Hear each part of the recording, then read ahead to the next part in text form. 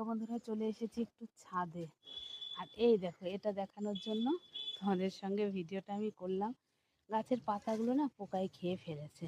এর আগে একবার পরিষ্কার করে দিয়েছিলাম, পোকা বেছে ফেলে দিয়েছিলাম। তো যাই হোক, দুটো কিন্তু খুব সুন্দর ফুল ফুটেছে, এই দেখো। আর কালারটাও কিন্তু বেশ সুন্দর হয়। তো আমি আর মেয়ে এখন চলে এসেছি একটু ছাদে।